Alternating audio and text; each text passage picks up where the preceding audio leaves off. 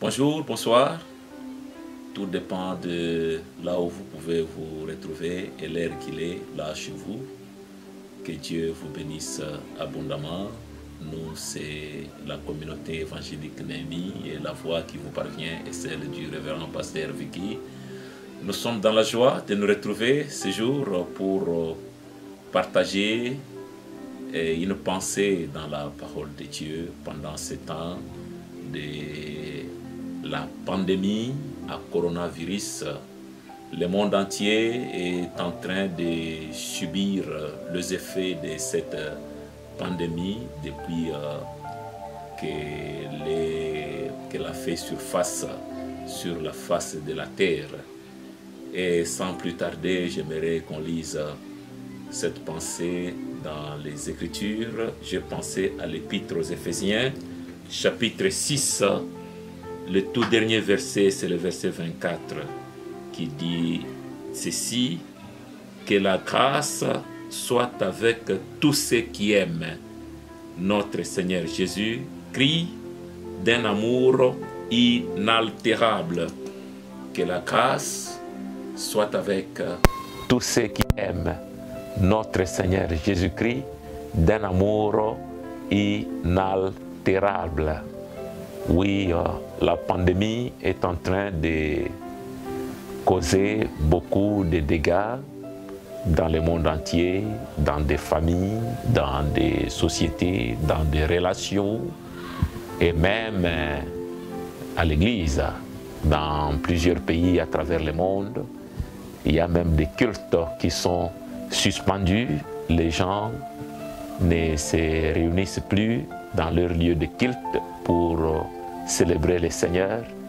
Les gens ont développé les cultes de famille et d'autres pas.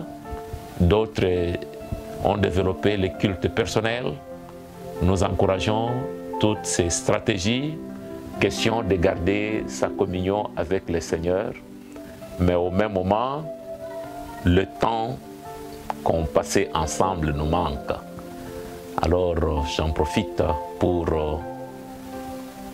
prodiguer un petit conseil aux uns et aux autres, à savoir le temps que nous passons sont des temps compliqués, sont des temps où l'ennemi est en train de faire aussi un travail de profondeur dans la vie des uns et des autres.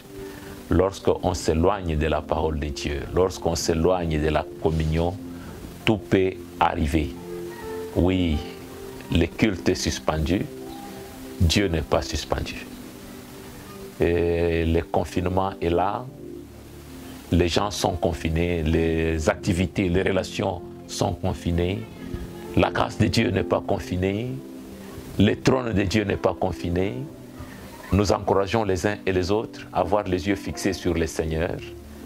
Et l'auteur de l'Épître aux Éphésiens nous dit que la grâce soit avec tous ceux qui aiment le Seigneur Jésus-Christ d'un amour inaltérable. Un amour inaltérable, c'est un amour qui ne change pas, un amour qui ne bouge pas, un amour qui reste le même. Quel que soit le temps, quelles que soient les circonstances, on garde l'amour vis-à-vis du Seigneur. On entretient cet amour vis-à-vis du Seigneur. C'est très, très, très important. Les temps sont ce qu'ils sont et nous ne savons pas, ça va prendre encore combien de temps, mais en attendant, Dieu ne change pas.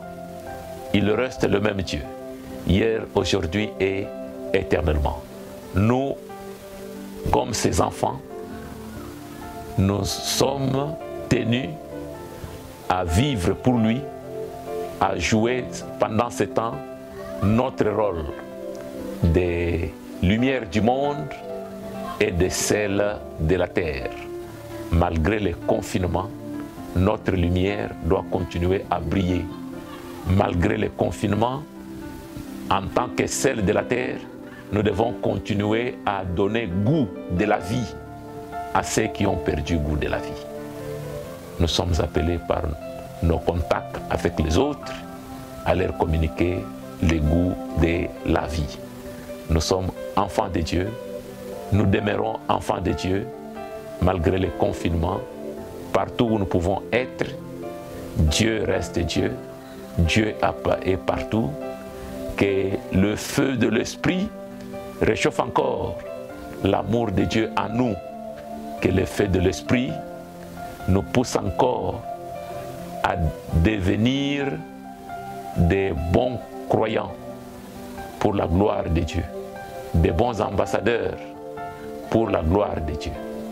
Donc, que le contexte du moment ne vous détache pas de Dieu, ne vous éloigne pas de l'amour de Dieu, mais par contre, persévérez, rachetez le temps. Les jours sont mauvais, il faut racheter le temps et il faut garder sa foi.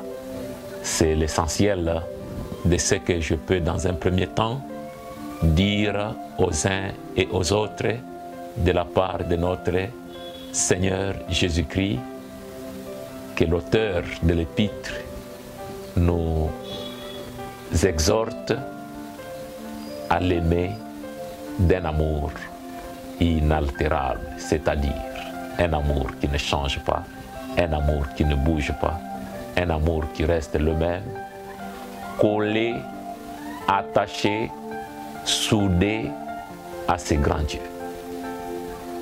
Au finish, que le Seigneur vous bénisse abondamment.